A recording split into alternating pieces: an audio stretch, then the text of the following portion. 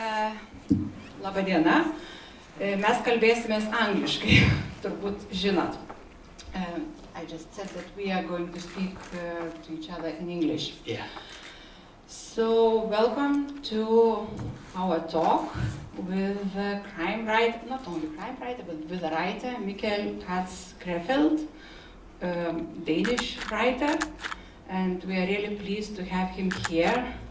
As you can see, some of his four of his books have been translated to Lithuanian and published, and hopefully some of you have read them, and that's why I've come here, because you liked them, like me. That's why I agreed to do this talk with Michael. We just met, so I don't know him. No? We will. Just saw his photos, and I thought, looks like a nice man. Thank you. So, Michael, I think you know that this question is inevitable. In your first book, Paklydęs in Lithuanian, you wrote about a Lithuanian girl who got entangled into this human trafficking, became a sex slave. Yeah. So, you know, we are a small country, we are not used to get attention from writers. So when there is a Lithuanian mentioned in some book, and it's not only mentioned, you write even her diary. You know, you write from her point of view, in her words. So of course we spot that and we think, you know, why did this writer choose a Lithuanian? Yeah. You know, for us it's important. Yeah. So I hope you are ready to answer this question. Well, for me, it's actually always starts when I'm trying to create characters. I'm really doing a lot of research before I even write the books. And this topic about trafficking, human trafficking, was it has been talked about in the Scandinavian countries for some years. But when I was starting to write, thinking about this story, I was wondering, is it still a problem? And then I start researching, and I start talking to some NGOs, and they said, yeah, more than ever. So I was really surprised, and I was finding out where are these girls coming from, and they came from all over the world actually, but a lot of them came from the former Soviet Unions, the Baltic countries, Romania. There was a lot of girls there, and the thing is that they were kind of being trafficking like on a tourist visa all around Europe. So when your visa was expelled in Denmark, they would be transferred to Sweden and so forth, so forth. And that was for me, that was kind of interesting to find out that, okay, it's still a problem here in Scandinavian. So, and I think the thing I would like to do was to give them a voice. And that was important for me.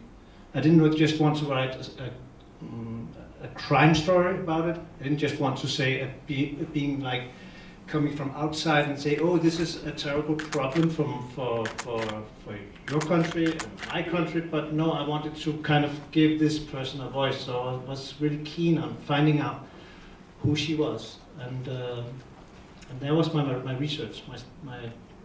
The beginning of my research was really on this girl, and these girls. I had not one girl, but there was plenty case stories that I was I was reading about and talking to NGOs as well. Yeah, when I read those bits of diary, she really came out as an interesting personality, this Maria. So, another question I wanted to ask, so you didn't come to Lithuania and so on, it's your first time here. Yeah, it is. So now, when you come here, because, you know, when you were writing about Maria, you kind of maybe imagined a bit about her home, from where she comes from. So what are your impressions now, I mean, when you have seen the country? Yeah, do you recognize it? I only been here half a day, so it's not for. I thought with the book here, for me, it was very important to talk about what kind of underground environment there for these girls, that they're kind of they're not protected by the law in Scandinavia. And I thought that was the problem. So for me, it was really about the situation in Scandinavia, and in particular in Denmark as well. So. Yeah, so I actually noticed that in all your novels you touch current issues and also people about whom nobody cares about. You know, like those people in the sect, who cares about them, and this guy Morten, who killed somebody in childhood and was imprisoned. Also, you know, people who just reject. That's what I read in your first book, where you say that people don't care about these girls. They're not going to find them, so when they get there, they're lost. Yeah. Yeah, and your character, Raun, let's move to him. He's a good guy. He's a good guy, he cares, but what I've noticed that it really takes time for him to get into the case. Yeah. Usually in detective stories, those detectives, they are so keen to investigate. You know, if somebody takes a case of them, they are very mad and they work underground and you know, they investigate anyway. But you're around, you know, in one of the books, I think you've spent a quarter of the book convincing him to get into that. So why did you do that with him? He's a lazy guy.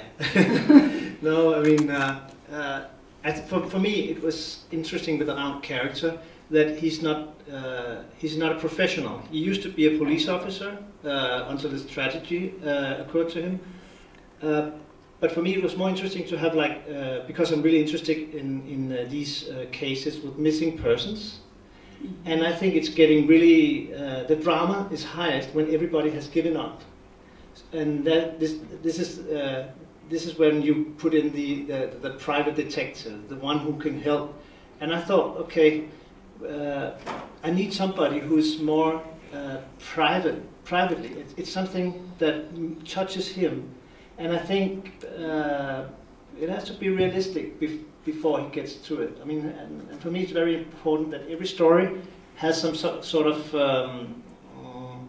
what can you say, of course it's the realism, but I also want it to be that the reader should feel that it's important. It's personally, and I hopefully the reader will be more involved in it when he says, "Okay, let's do it. I want to find out what's happening." But then, you know, it's not because it's his job. It's not because somebody's paying him. It's because he's genuinely interested in these people. Although he doesn't have to be, he just can stay drinking in this pub. Yeah. Port. How do you translate this pub into English? Sea otter, I think it's called. Sea otter. Yeah. Sea otter. Yeah. Oh, sea otter. Yeah. Okay, because in Lithuanian it's uosto udra. Okay. Yeah, and since I mentioned the pub, I really liked it. You know, you really spend a lot of time describing the atmosphere and the people in it. And in the fourth book, when this youth culture nearly snatched it away from Raun and these people, I was really getting sad, you know, that it's going to disappear, because that's what we see around, you know, places like that, they do disappear. And somehow you made this snap decision to keep it. Yeah. So, well, does it exist, this pub? The sea otter is something. It's kind of a combination. The book takes place where Raun lives. It's an apartment in Copenhagen. Mm-hmm. It's an old park with a lot of. It's really. If you ever come to Copenhagen, you should really visit it because it's very beautiful, and it's kind of. It's a little run down, but it's also kind of has this coziness over it, and it has a canal, and there's ships there, and there's all these small bars around. And every bar has a history. There's a lot of folk music going on there from like 30 or 40 years ago, and it has a history. And also new youngsters are coming there, and so it has a nice blend to it. And I just wanted to kind of taking that atmosphere and put it into one place. So actually, it's a fictional place, but it's a place that kind of blends in from all the other real life bars there. So I had to do a lot of research walking around in the bars, so it was very tough. No. And does Victoria exist? I mean, the woman who plays snooker very well. Is it snooker or is it billiard? Snooker? Yeah, yeah. Yeah, I really like. No, actually, this billiard, because snooker is the English version with the huge table. No, it's the Danish version with the small table. Yeah, she's very good at it. Yeah. Yeah. So does she exist, or just your imagination? She exists in the books, and but she's very lively for me. I really enjoy it. You know, the good thing about writing series is that you get, as a writer, you get really into your characters, and for me it's interesting to find new cases, something that's on my mind, like for instance the trafficking and the cases we talked about. But it's also interesting for me to find out what's happening with these people, because the more that now I'm on my 6th book with Raul, and the more I get into them, the more I kind of like them, and I cheer for them, and you know, so it's interesting for me to find out what their lives will be. Yeah, I also, when I read one book after another, I enjoyed meeting them again and again. Yeah. Yes, and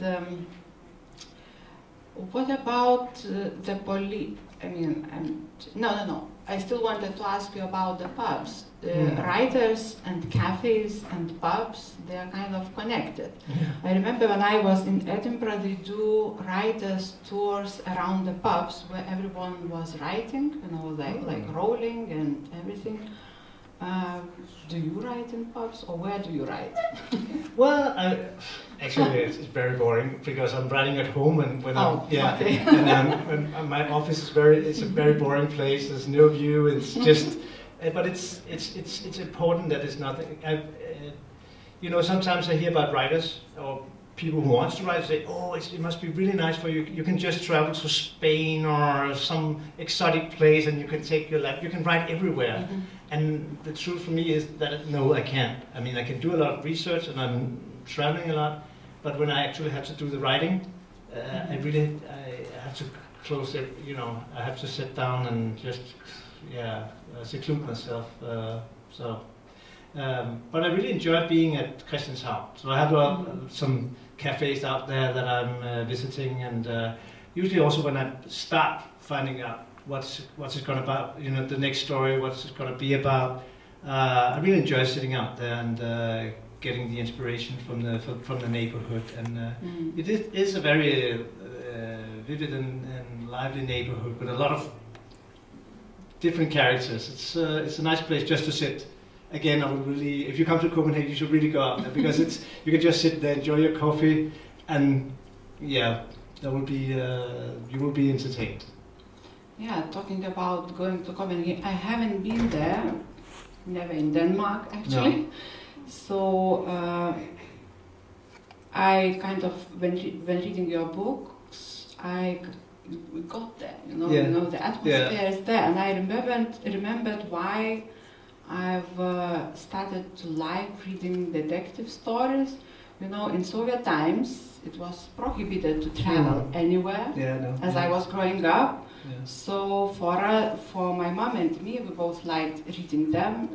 It was a way to travel, because they are so full of details, they are realistic, and it was a way to travel.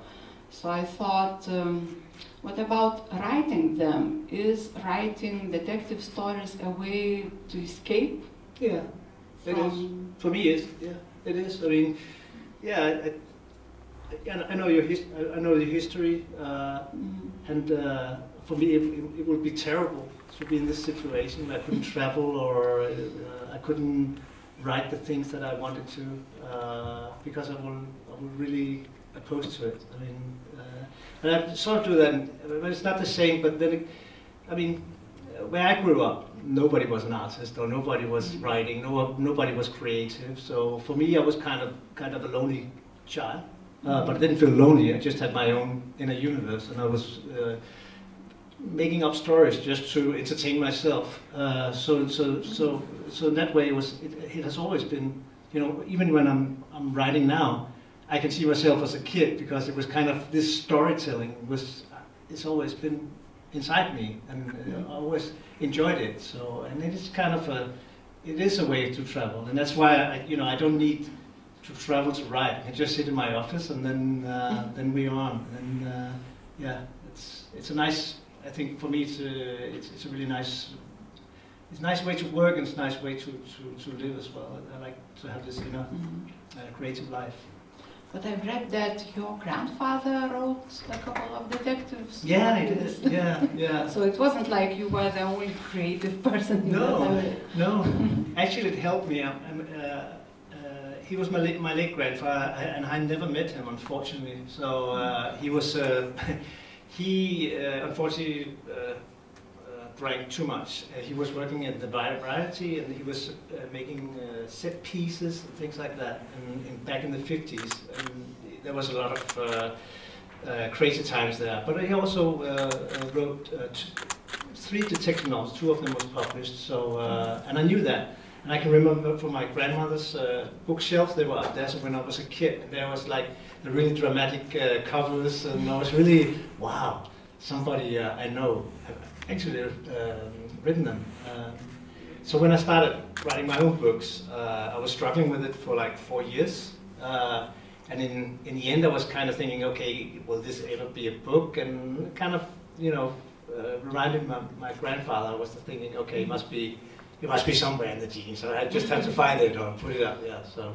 Yeah, that's good to have it in your genes. Yeah. So I thought, and when it's funny because when I some of my families that I haven't met because we've been spread over all over Denmark, and somebody wrote back to me, oh, your grandfather is looking down on you and smiling, and that was the compliment for my book, and it was really touching.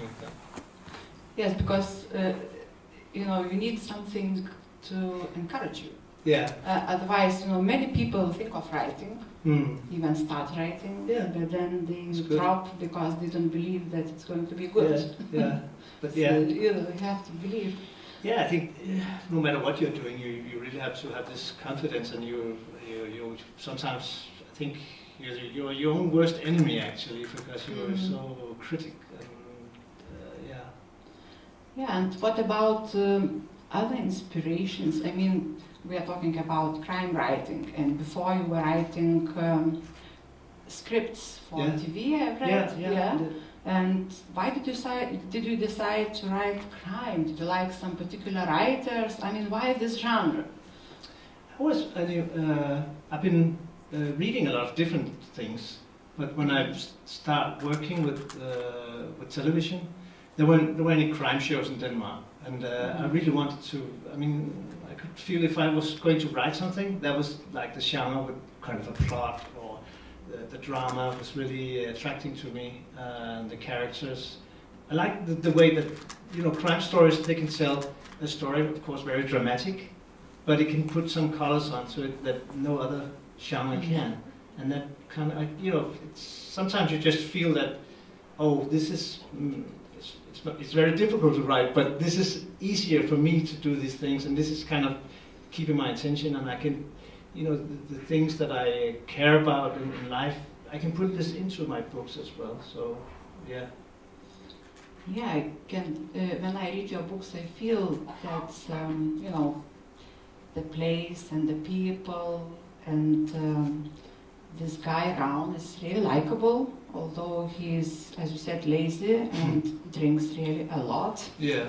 They have passed a law in Lithuania recently prohibiting to promote drinking. So I was reading, thinking, are they going to cut it out? I was told last night when we were at a bar that, horrible law, I think. Yeah, especially when they were cutting out advertisements from foreign newspapers for a while, Yeah. So I thought, some of your books are about drinking. Yeah. Well, I think you should allow people to choose their own lives. So I'm a big speaker for that. So. Yeah. But with Ravn, for me, it was not like he was like an alcoholic to begin with. I think he has a tragedy, and he just wanted to get away. And this was his way out of this tragedy. And also, I think when you're reading the following book, you kind of see there's a transition in his character as well. So I'm not saying that he's going to sober up on his own purpose, but I mean, then there are higher powers that will that will do that for him. But he did sober up. Oh yeah. And in the, you know, after this poisoning with mushrooms, he did sober up, and in the 4th book, he is completely sober. So I wondered, was it difficult to suddenly write about a different Ravn? Because, you know, when somebody is not drinking, you know, like mad, it's a different person. Yeah. No, I think it was one of the things that was irritating me with this character. That was his drinking, and I have had friends that had been heavy drinkers, and you know, I liked them very much, but then when they were drinking, they were acting stupid, and so for me it was like, oh yeah, I need to get him out of this problem. And I like that the character, that you give them some problem that they have to work themselves out of. Even Victoria and all the other characters, I give them, as a writer, I give them problems in their lives, and I want to see them grow from these problems. I think that is something that makes it interesting for the readers to, and also to cherish the characters. So that's quite deliberately. I give them problems. Yeah, and Ravn's deep problem is, of course, the loss of his girlfriend, Eva. Yeah. And it's like a framing story which reoccurs in every book, and he's trying to solve it, and it's impossible. I actually found it interesting how you deal with the problem of introducing this story to every new reader, because you know, somebody has picked a 3rd book first. Absolutely, yeah. And I especially liked it in one of the books when Ravn has a dream, and in it he keeps warning her, whatever you do, don't go into that room. Yeah. And it's a nice introduction, you know, to this story, where you get it, and it's in a new way for a reader who returns. Yeah. So, yeah. I think for me it was important that you can take a Ravn book and then you can just begin somewhere, because it's an independent story, and then you can find out, okay, this is his background. And for others, that you can start with book number 1, and then you can get another feeling of it, and yeah. So for me, that was it had always been interesting to find out new ways. And so I know when I'm starting a Ravn book, I have to introduce this story, but I have to do it. I have to use it in a certain way, so it's keeping fresh. So readers that has been reading the first books and the whole installment, they kind of don't get bored. So so that's kind of it's always something I have to do, you know. But it's interesting for me as a writer, this kind of getting around that problem. Yeah. Because but I mean, for instance, I love Jon Esper, the Norwegian crime writer, and I can remember when I started with his series with Harry Hole, I was starting in the middle, I think, and I was like, but who are these characters? But he did, because he didn't care, and he was like, no, then you have to read number 1. And I can remember I was thinking, okay, if I'm going to make a series, with Ravn, I think I would like that everybody could be following the story and the characters right away, even if you took book number 4, you will still, you know. Yeah, you make it easy for your readers. Yeah. And is he going to solve the case? Yeah, well, I mean, now you have, I mean, in book number 5, we will get very, very close to it, and there will be a new character, and we will find out actually who's behind this. So, yeah. Okay, and now. But it is, it is like a crime mystery that I'm kind of building all over the series, but it's also something that kind of defines Ravn. That he's never going to be a whole person before he solves this. There will always be some kind of self-blame and self-hatred in this. And maybe that's because, now we spoke about the drinking, and if he's not drinking, will he be kind of a new person? And for me, he's like the same, because he will always have this tragedy with him, and he will always have this self-blame that he wasn't there, he couldn't prevent it, he couldn't solve the case as a police officer. So, yeah. And that's why he quit the police. Yeah, yeah. And actually, it's interesting about the police. You know, it's a very important force normally in crime stories. Not in all of them, of course, but you know, we are used to see the police in crime stories, in detective films and crime films, as you know, the people who care and who are good, with exceptions, who are good at it. And in your books, the police screws up all the time. And I especially felt that you probably felt pleasure in when Raun made the Swedish police screw up really badly. But that's, especially the Swedish police. But that's because I'm Danish, and I like to tease the Swedish. So, and yeah, so I think that's that was the main reason. Because you were kinder to the German police. They were not very good, but they were okay. Yeah, I mean that was this detective, and he was a Hansa Berlin fan and football fan, and I thought there was more. He was more also because it's not the German. It's the. But I think there's a lot of difference between the Germans and then from Berlin. I mean, I've been staying in Berlin for some months, executive periods, and really love this city. But it's very, I think for me at least, as a foreigner, it's very difficult to travel there, stay there, than in the rest of Germany. And I thought there was this kind of coziness around this character, this German policeman that I kind of related to. So. Yeah, I liked him. He was, you know, a nice guy, a friend, you know, almost a friend. Yeah. So but still, we didn't manage to solve this case of drowning people. No. They're closing their eyes to it. Yeah, but I think it's for me it's more interesting if it's like the police have given up on these things, and they do. I mean, wow. I mean, in real life, it's incredible. I mean, in Denmark, it's really scary how many unsolved cases there are. And you know, 2 weeks ago, I saw this documentary in Danish television, and it was like, wow, it was like murder cases that they had just given up on. And, you know, and they will say, no, we have not given up, but we have to move further to other cases. So if there's new evidence coming up, then we'll go back. But who should provide this? So yeah. Yeah, I've noticed you kind of criticize police from this point that when Raun says, "Oh, I see this guy. He doesn't care. He is brutal. He doesn't listen," and such guys are usually promoted to the top in the police. Yeah. So I thought, well, not only the police. Yeah. It's our present life. You know, everybody has bosses who are really not fit for that. So I think you got a point here.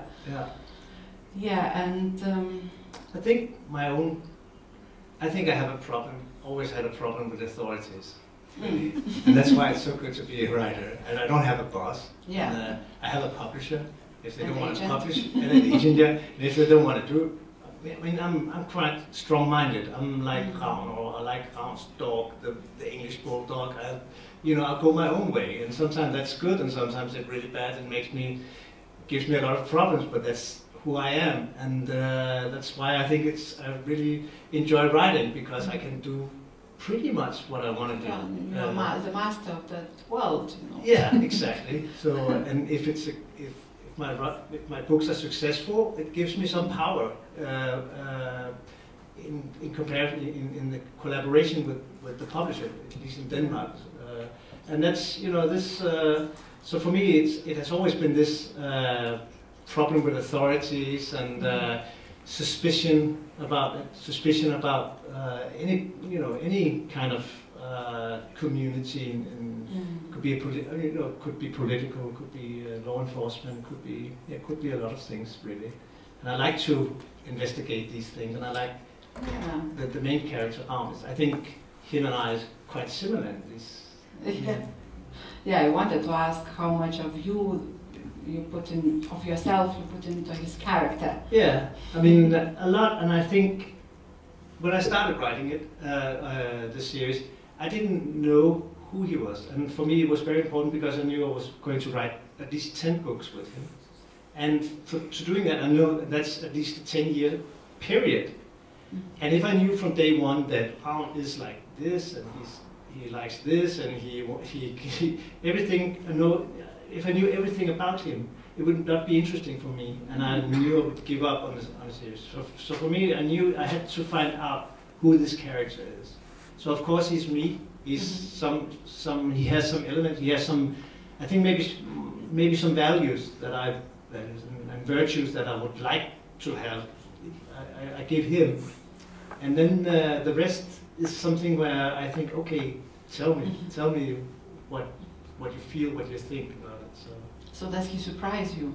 Definitely, yeah. And I want to find out, even if when I'm planning the books, I want to, I can see, okay, this is a good plot, maybe this is a good story. But if I don't get any new information about Arn or the other characters, it's get dull for me, and then I know that it's going to be dull for the readers. So I'm really working hard to find these new things about it. And it could be very small things, but also more deeper human things, issues. Yeah, and his relationship with that dog. Yeah. I really like that, this dog is a personality as well, and he develops in the stories. And then Raoul tries to slim him. Yeah. Do you have a dog? No, I mean, unfortunately, I live in the middle of Copenhagen and I'm not allowed to have dogs. But when I was a child, we always had dogs, and I really enjoy having a dog.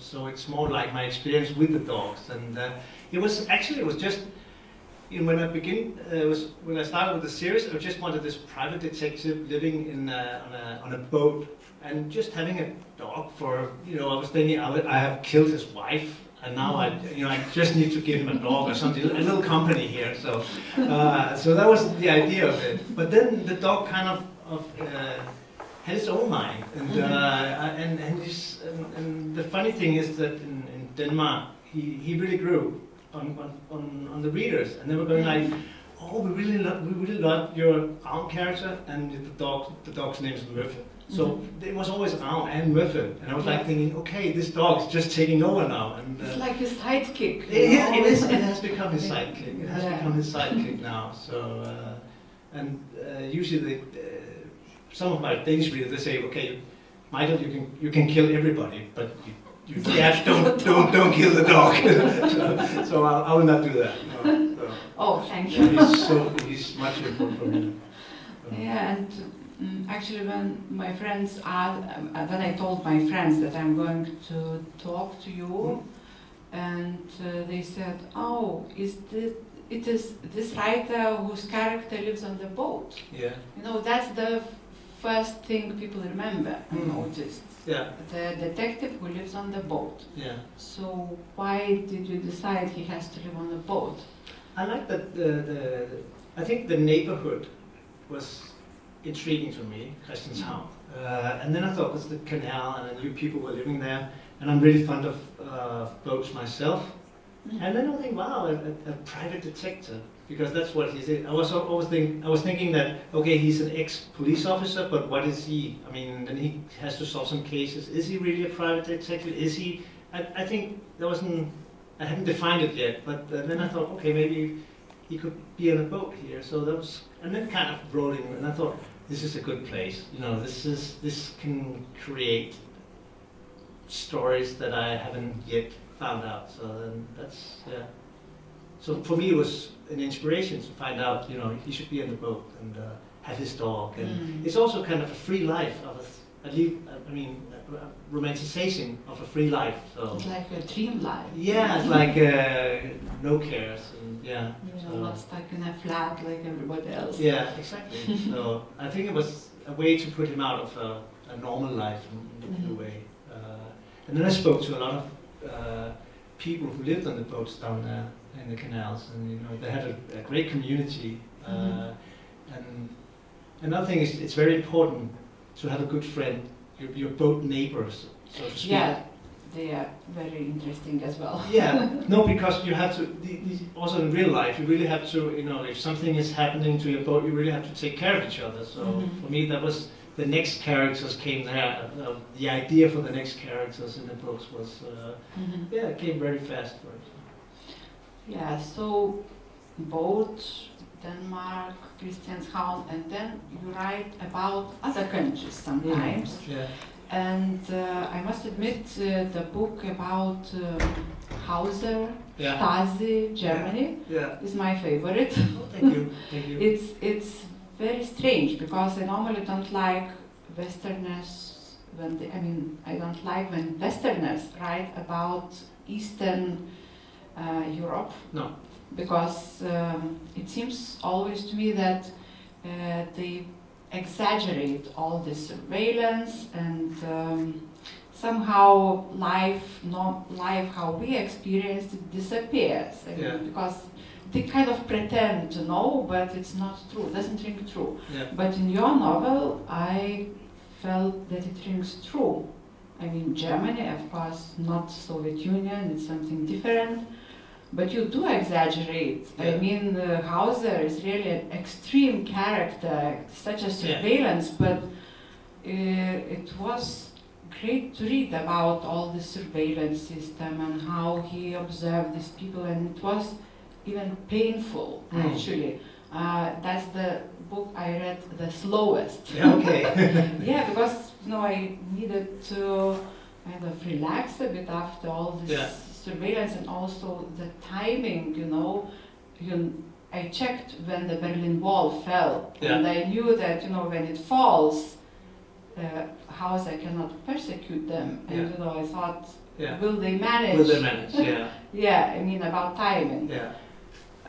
So it was painful, but also very good. I mean, all this observation, and also it's very relevant today when we have much more surveillance. Absolutely, yeah. Yeah, so I don't know, how did you come up with it? Was it research, or tell me about it? Yeah, actually when I was staying in Berlin, I was writing, that's 10 years ago, no, maybe even later, further back, I think 2006 or something like that. And I was writing another book, and it was not about Berlin, it was about a case in Denmark. But I was really fascinated by the history of Berlin and the history.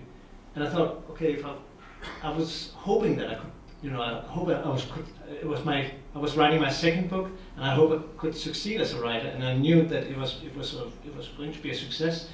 I would come back and write this story about this, maybe it's not the story about the city, but it's kind of, it was my fascination about this city and these events and these characters. And as we said, there are some very extreme characters here, but it's also extreme times, and I hope kind of, for me it was, because there's been a lot of stories about the collapse and the Berlin Wall. So for me it was more interesting to get more personal. There was emotion, there was personal feelings between the one who's making the surveillance and the surveillant, and there was this kind of fascination and even sexual connection and things like that. And then, as you said, there's a time frame there where you don't know if they will succeed in that. And then, of course, there's also a story afterwards where kind of the roles are reversed. And I thought that's very interesting here. Even you could say there's a lot of bad guys here, but what is the new life for them? That kind of is that was an interesting situation. I thought there was could be a punishment in itself, actually. Now you're not this almighty. Now you cannot create fear and all these things. So what are you going to do in this new modern society? I thought that was interesting for a character. Even somebody that was so dislikable as Hauser. But I must admit I liked him. I mean, not as a person, No. but as a character. Yeah. Yeah, somehow when he does the observation, when he thinks how to capture his guys, he believes in what he does. Yeah. And you know, you get into his point of view, Yeah. and then you kind of want him to succeed. But then you get into the point of view of this family, and you are scared for them. It's really, you know, pulling you there and there, and it's difficult to read, but it's good. For me, I always like to get these extreme characters that you really dislike, but in the way when I'm writing them, I put them in a situation where you kind of, you have to kind of feel sympathy for them. You have to find, you know, and I like that, you know, this play with the readers, and also I think it's interesting for me to write in that way and to understand these extreme characters, or you could say evil characters, but for me they're more like extreme characters and they have their own will. And with Hauser, I think everybody around him, even the one that was surveilled, they were crooked. I mean, they were trying to manage in this system, and they were of course trying to survive, but they were trying to find out, you know, they were cheating in the way they could. The officers above him, and they were also cheating. Everybody was cheating. He was actually the only one that was kind of sincere. And it's a cruel system, but he was the system. And I thought that was kind of interesting with this last man standing in a way. Yeah, and other evil characters, antagonists, right? So they also are interesting, but much in your books, but much simply bad. Much more simply bad, you know, compared to Hauser. Ruth Rendell, whom I really like as a detective writer, she actually said something about that she's interested in obsessions of people, and she's interested in getting into these strange minds of people who commit crimes. So what about you? Is that what interests you? Or, I don't know, also about obsessions. For example, you write about this taxidermist in the first book. You know, it's some stuff to write about. Actually, the bits where you wrote about taxidermy, it was so realistic. Yeah, I did a lot of research. Have you ever tried? No, I didn't, but I did a lot of research, and it was like, And then the only thing I had to do was actually just, you know, now he has to do it on humans. So it was, but it's a logical step. Yeah, it was a logical step for him. No, but I think, I can understand what she's saying. I mean, it's. I'm not so conscious about what's going on when I'm writing it. Actually, I'm more like I see these characters, then I try to understand them. Then I'm trying to say, okay, I cannot write somebody who say maybe you say, okay, these are all evil, but for me, I have to give them something else, because I'm like their lawyer. I mean, I'm like, you know, I have to find something good in them. I have to find something that kind of giving meaning to this. Otherwise, it doesn't give. I think it gets maybe a little technical, but I think the story gets really blunt. Like if it's just evil, because then it's almost over before it begins. That's why I like to read about. To write about people that disappears, because then you don't know if they're dead. I mean, it could be anything, but so I mean, it could be, and you don't know who the villains. And I think it gives, as a writer, gives you much more opportunity as a reader. You have to kind of guess what is going on here, and I think it's draws the attention of reader and writer. Yeah, that was one of my questions, because it's also a deviation from the genre, because there has to be definitely a dead body in crime novels. And in your novels, not necessarily. There are dead bodies, but kind of they are not the most important. No. No, and sometimes, you know, you as you said, sometimes it takes longer to get into the cases, but then, that's. I'm trying to kind of. I try to get more, at least for me as a writer, to get more. I think I'm more interested in these kinds of cases than police, police, procedures and what you do in a crime scene and things like that. I'm trying to skip all that to get into the human drama. I think it's much more interesting to find out why are people acting like they're doing and putting characters into extreme situations where they do extreme things to get out, and we cheer for them. Yeah, and Raoul always gets into a fight. Yeah. Towards the end, he has to somehow get hurt. Yeah, I know that. Yeah, it's even nearly die. Yeah, but I think for me it's again, if you have, if you're going to write a book, it has to be something, it has to be important. It has to be life and death. That's kind of almost like a Shakespearean thing. It's like it has to be up there. Even with, as if you're writing genre, it really you really have to capture this drama, and I think the drama has to be epic. And maybe it's from the days when I was a kid and just making up stories. I just had to. I thought my life, everyday life in a suburb to Copenhagen was really boring, and I didn't like school, and I just had to invent these characters and stories. And I think in a way it's, for me it's important to have these high dramas and put them in, everything is on stake. So it's also to avoid escape boredom. Writing. I just think, it's, I think you need to put this drama, I think it's a high-pitched drama that's kind of interests me to write. So I always try to kill them, but I haven't lived so far. Yeah, and for example, when you start writing, it's a traditional question, I know, but do you start with a character or with a plot? Yeah, it's like... what is first? How do you come up with this crime that you want to write about? Is it from real life?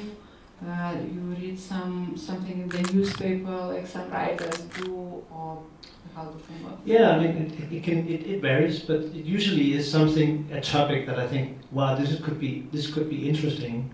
Like in the last one, with the two boys, it was an old case from England back in the 90s, where two young boys were abducted in a toddler. And they killed. I know that case. Yeah. No. And I thought that was interesting in so many ways, because why does evil exist in children? I thought that was very, very interesting topic. Also, when we as a society hear about this, we get almost vindictive. It's so horrifying that we want revenge, and that was actually, they really had to protect these two guys, and they're still under protection, even as now they're adult. And then I thought this could be interesting. What is happening? Could this happen in Denmark? And what would the consequences of this? So that was kind of the idea for this story. And then I thought, okay, this is about childhood. And then I thought, okay. Then I took another element. It was like my own childhood from suburbia Copenhagen, and I thought that could be interesting too, to put this, what was it like when I was a kid at this age. So I'm trying to blend these two things. So and I thought that was, when I was doing research, I was in my own neighborhood, a childhood neighborhood. And that was kind of scary to put this story into this, So that was so that was kind of the inspiration for this. Then the characters came, of course, because then I found what could happen, how could you do this? Who did it? And what kind of what kind of upbringing did these two kids have, and what kind of I thought for me it was interesting to find out this, because I was a troubled kid when I was I was at my when I was young. We did a lot of crazy stuff, we were stealing, we were doing all kinds of weird, wild things. And I was thinking, and afterwards, when we get caught, you were so scared. You were like, I think when I was a kid, I never been so, I haven't as adult, I haven't been as scared as I was when I was a kid. So I could vividly understand these two, that they've been doing this horrible crime, what guilt, how scared they were for what's going next, what's going to happen to us. So I thought, I thought that was, even though that it is so horrible what they have done, I could still feel that how scared they were. They must have been. So that was something that was interesting in building up these characters. And of course, they are very different. Two personalities, you know. One of them is very sick in his mind, and the other one is more damaged, I will say. Yes, and when you read about him, you never know whether he lies or not, because it could be. Yeah, and actually when you were telling now about your childhood and how you put it into those two boys, I realized why this place where in the book, where they do it, how they come to this. It's not like planned. No. They are kind of just get into that situation because of the way they are. Yeah. And it's very convincing, although you don't start telling a lot about their childhood memories, experience. You know, some writers do that. They really tell a lot about psychology of these children, and in your case, it's more like, you know, you touch it and give a few details, and the reader has to understand. Yeah. I think it's also a way to progress the story. That I don't, it's like this old saying, like, don't tell it, show it. I mean, you really have to, because I like making scenes and making dialogue, this is happening now, and so that's kind of. It's more important for me than telling a lot of background story for a character, because for me, I think the most interesting is like for now, you and I meet.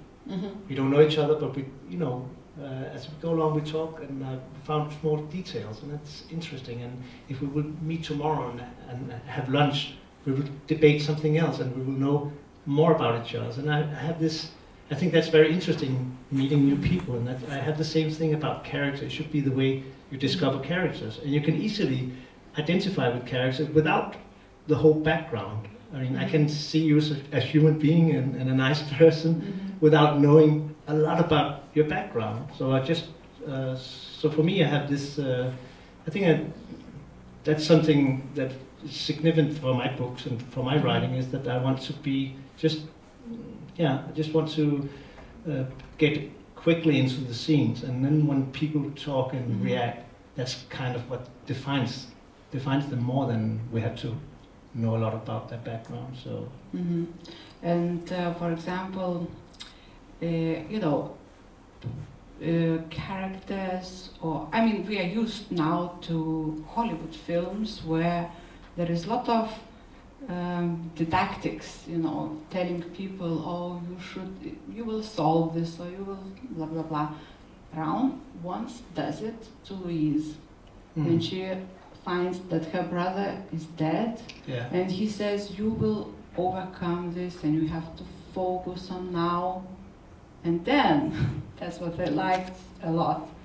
When she goes to the bathroom, Brown thinks, oh really, I don't like when Johnson lectures me that. No. So I thought, that's a nice way to put some, you know, teaching into your book, but like a double speak. Like I didn't really say that. I haven't really said that. No. So I and only there I noticed that you avoid lecturing. Yeah. I hate lecturing, but that's again the thing about authorities, and I don't want to be authority as well. So I think it's just, I want to say something about, you know, it could be about decency or about, you know, the way we should be and things like that. I have strong opinions, but I don't want to lecture other people around it. I certainly don't want to do it with books. I think, actually the greatest book is more books that kind of ask questions. Then you have all the politicians, you have the scientists, you have all kind of other people that will come with a lot of answers and tell you what, this is the way it is. But as a writer, you're kind of free to and I like that freedom, to ask could it be right that we, as a Danish, one of the richest countries, we still have a problem with trafficking without doing anything, without the NGOs can give money even for rent, so they could have like a shelter for street prostitutes. That's the reality in Denmark. And I'm not saying, oh, we have to do like this. No, I'm just saying, this is right. I mean, are we not better than that? And I can do that with the stories. And when it's crime stories, you can have a large audience to talk to. And I kind of, and it's nice in that way. Mm-hmm. I think it gives me this freedom to ask questions. Yeah, talking about questions, we still have half an hour, but maybe the audience has some questions and maybe people want to ask something. Interesting. Yes, please. I can give you my microphone. Okay. You have moved from one media to another. Of course, writing script is also kind of literature, but still it's very much subordinate to film media. What is it in literature that liberates you, and probably what is it that restricts you? So, is literature the best medium for you? Thank you for your question. For me, it was when I was working with TV series. It was a big dream coming true because I could start writing and see characters playing these out. But it also had this restriction that everything that I was writing, it has to kind of being putting into scene. If it didn't get into production, it was nothing. And also that when you're doing TV or films, it's a collaboration with a lot of other people, and you're just a small part of it. It can be very interesting to have this creative collaboration, but as I said, I'm kind of really a bit thorough-headed, and I know what kind of stories I like, and I know what kind of stories I want to write. So for me, when I was writing my first book, it was really a struggle because I didn't know if I could do it. But in the end, when I did, you can, as a writer of books, I think it's the only art form where you can express yourself. You can do anything with it, and in just being yourself. And for me, that was really a relief. And of course, the problem was that how to write a book was, as I said, it took me 4 years to find out. And the funny thing is, because I'd been working for television for like 10 years, so I knew how to build up characters and plots. So I was kind of, I had an advantage. But I didn't know how to write a book. Even I read a lot. So I was thinking that, okay, this is how a book should be. And I can remember when I think it was like 3 years after, when I was working with my editor, and I came with like 600 pages of this book, and I thought, well, just print it, and they would go like, okay, now we have to edit it. And I can remember most of the parts we were editing out was the parts where I was thinking, oh, this is how a book should be. And so just to say that now I've been writing, I think, 11 books now, and for me now it's easier to kind of and I think I've found my own voice, and so for me it's the best art form, and I will never go back. So if it's going to be a film or TV series someday, I will not be involved in it. So not in a creative form. So for me, it's the books. I really enjoy writing the books. So if somebody decides to make a film out of your book, you don't want to get involved in it? Like you leave it to the people who do it?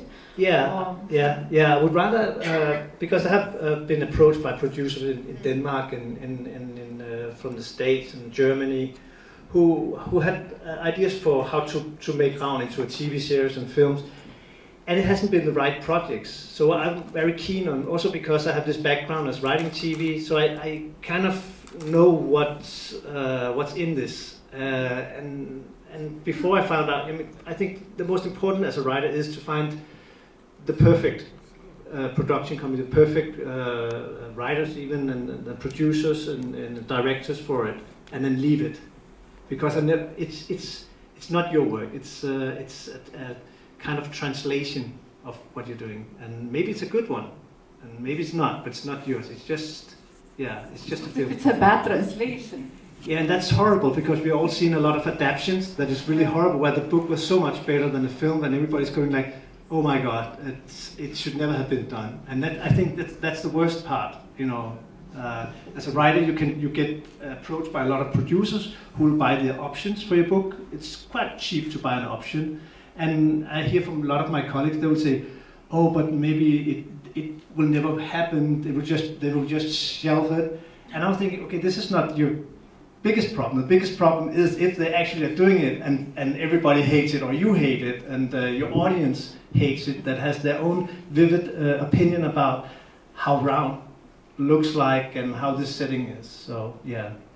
Yeah, and then they don't read the book because they have seen the film. You know, they know everything. Yeah, but I think more like this, that they have like ruined the story, ruined the characters. And for me, it's more.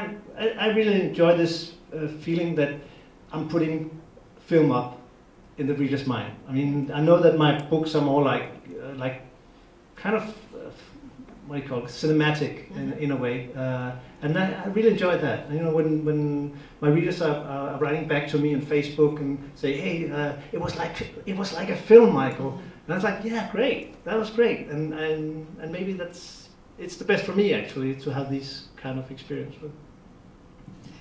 Any more questions? Okay. Hello, so I've heard that you've been nominated as an author of the year, and you're up against another woman. Yeah. And they do write about crime as well. Oh yeah. I find it quite fascinating and quite unusual that 3 authors who've been nominated do write the same genre. So could you please elaborate a bit more about it, or why the genre is so big in Denmark, and has it been a long time, like a big thing in Denmark? Yeah. Yeah, that's right. I mean, and there we are 3 crime writers, and actually I know Denmark is very small, so I know both of them. They're very talented, and well, I mean, yeah, it's interesting that it's actually a 3 crime. Yeah, I know. I don't know why, to be honest. And there will be other awards where crime writers doesn't have a chance in these. So I think it depends on who's giving out these awards. And this particular one is a huge book chain that kind of do it every year, and I think maybe that's why they kind of see, okay, this is also kind of a popularity contest as well, and yeah. And the other part of your question is, yeah, it is crime stories in Denmark is huge and has been it for like 10 years or more, and every year the publishing houses and all the experts, they say next year it's gone. There's no crime. I mean, the crime wave has to end now because it's been so big.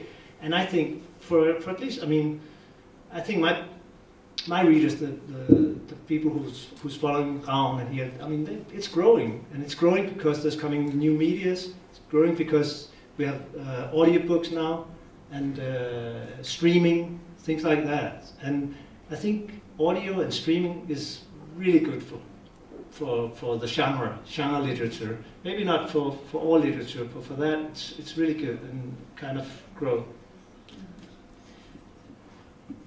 Any more questions? Not yet. Have you ever thought of writing a book which would be not, well, maybe you have written some, I mean, not crime fiction, because, you know, there is among literary people, there is a distinction between proper literature. Oh yeah. and crime fiction. Yeah. Wouldn't you like to be a proper writer? No, I mean, and actually I like my role as this, because some writers, they will look down upon genre literature, and I kind of like that. I mean, I like to be the bad boy in this business. As long, I mean, for me, it's before I wrote the Danů series, I had written 4 other books, also crime stories, but it was one of them was a political thriller. So that's just to say that if you're writing crime literature, it can be anything. It can be historic. It can be, I mean, it can be so much, and even from, I mean, if you have like a Spanish crime writer or a Danish crime writer, it'll be totally different books. So the genre is really huge in that perspective. So yeah.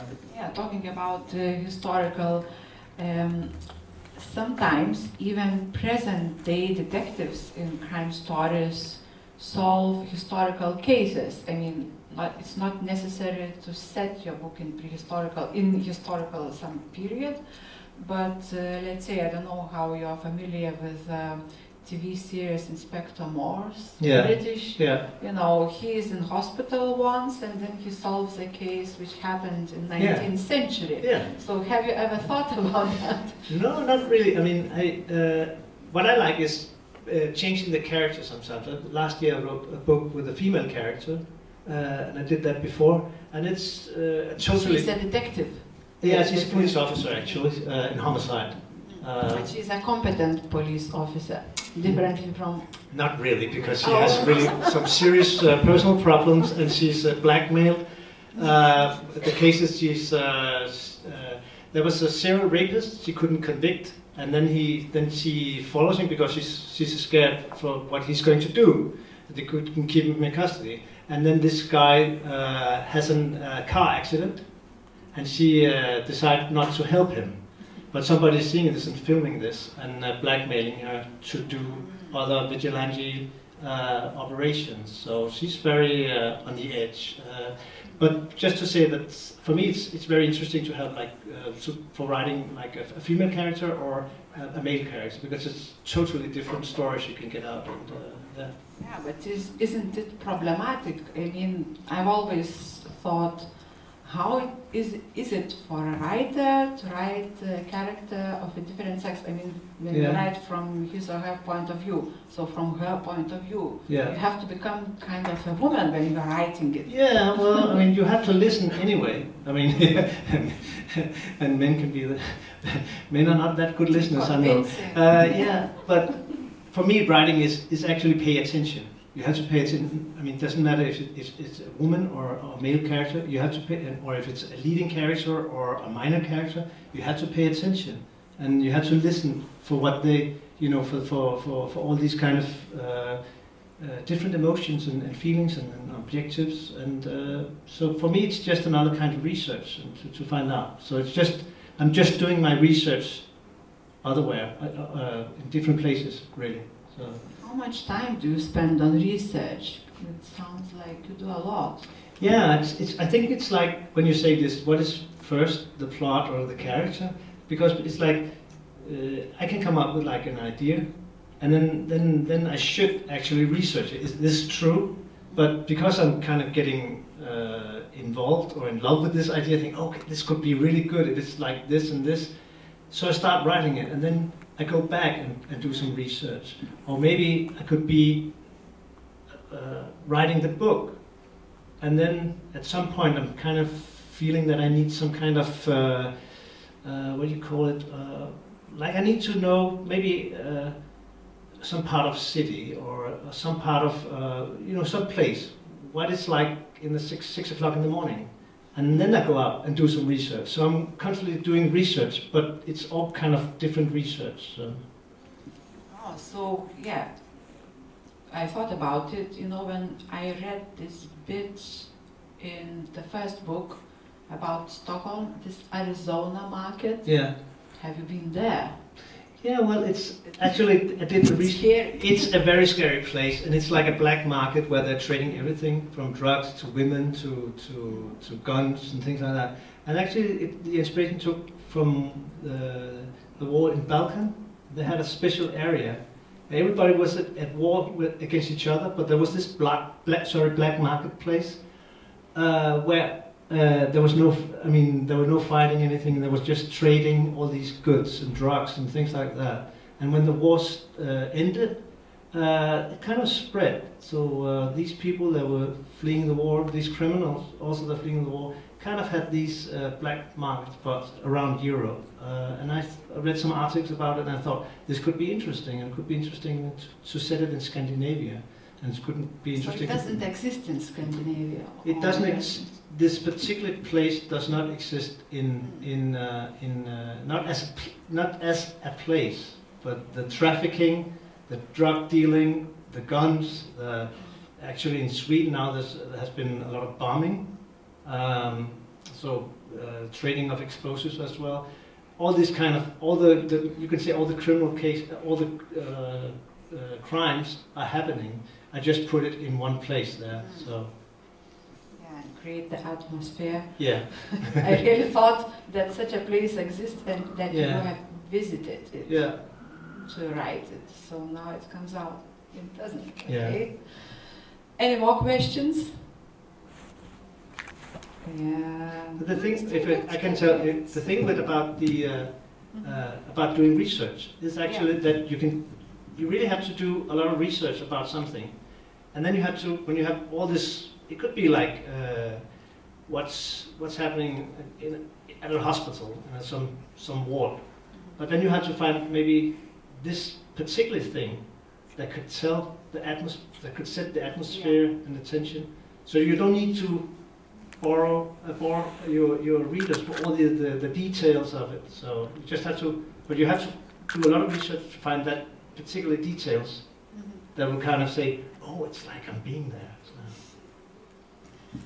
Yeah, and probably lots of things you enjoy writing, but are there any things that are very difficult for you in writing?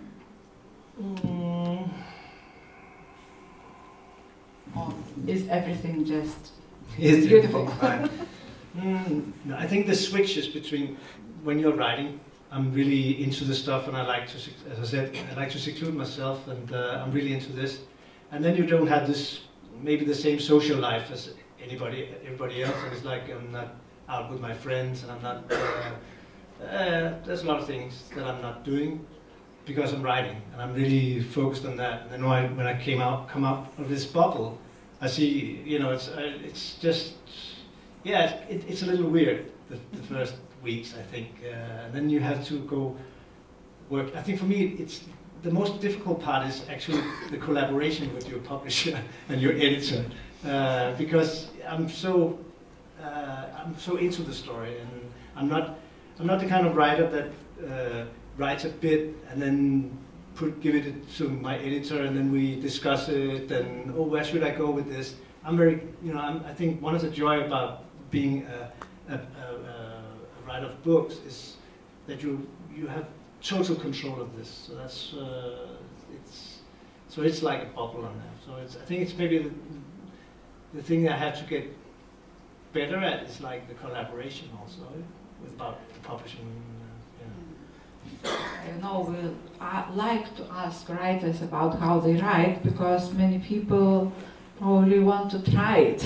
Yeah. Yeah. They should. Yeah. Go ahead. Yeah. And I've noticed that in Lithuania now some creative writing clubs arise, and there is some rise in it. That we should write. Some people are teaching others to write. So I don't know. Could you give some advice to them for actually to wrap up all this conversation? Yeah. Maybe it would be nice. I think it's I think that it's important that you find out what do you want to write. I mean, there's not some. I think that I learned that there's not like a perfect writing, and it doesn't have to be. You have to write a book before you're a writer. I think you should find out, do I want to write a blog? Do I want to write about traveling? Do I want to write short stories? Do I want to write for television? Just find out where your interest is. Because if you find out that, it's much easier to get into it and write every day, because it takes every day to become a writer. I think you're not, if you don't write, you're not a writer. I mean, that's basically it. I think so. So for me, I think the most important is to find out what kind of writing you want to do, because when you do, my try was like, I was writing for screenplay, but before that I was writing travel experience and things like that for the newspaper, and I thought it was great. So I really enjoyed that kind of writing as well. But it was just a kind of a road for me to write books, which I really enjoyed. But you have to find out, and then you will learn. And then I think the writing will take you some places that you haven't. You don't know it. You don't know where it will take you. So. Yes. Okay. So. Whether you should, of course, it's good with education. But if you ask me, again, I'm not that good with authority. So, and so if somebody say, "Oh, Michael, you should write this. This is how you should write," then I will go in the other direction, and maybe I'll turn. And at some point I'll say, "Oh yeah, maybe this was better." But I had to. For me, at least, I had to discover it myself. And so I think it depends what kind of person you are. I also have good friends and good colleagues. They have like a writing community, and they really enjoy writing and giving out pages to each other, and being very kind of, for me, it's kind of aggressive reviews and things like that. But I really enjoy it. They really sparkles their writing. So I think it takes, everything will work. I think you just have to find out what's good for you. I hope people heard it. Those who want to write, and don't be so self-critic. That's another one. Self-criticism is really bad. Yeah, actually, because I think there's okay. Only this advice. Okay, only this advice. It is that if you write, you write.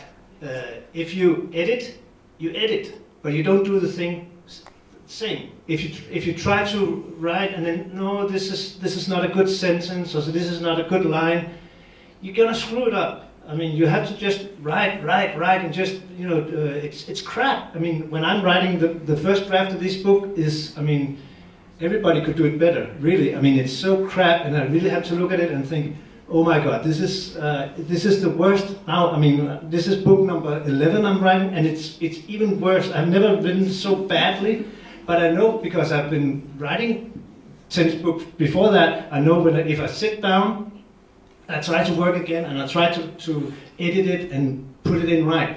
Eventually it will be a book. So the only advice here is, if you're writing, you write. If you edit, you edit. So don't mix it. Jobs. Yeah. It's water and oil. You cannot blend it. No. Yeah, because you can't allow yourself to write badly. No, you should. Yeah, you should write horrible. You should really just sit down and just write and say, oh, this is the worst thing I've ever, and it's going to be really awful. And then eventually, when you have written this, just one awful page, then maybe next day you will edit it, and then it will be. I promise you, it will be better than before. So great. It will still be crap, because then you have to write it again, and then you have to edit it. But you get my point. Yeah. I wanted to say on this optimistic note, again, it's not really optimistic. But I think it's time to finish. But Michael will be signing his books downstairs in the lobby. So those of you who would like him to sign a book, please come downstairs and. Yeah. After this. I'll sign, or you have any questions for me, and you can maybe ask a question then as well. Yeah. So and now I think our time is up, kind of. So thanks for listening, and I hope there will be a queue downstairs. Thank you very much. Thank you.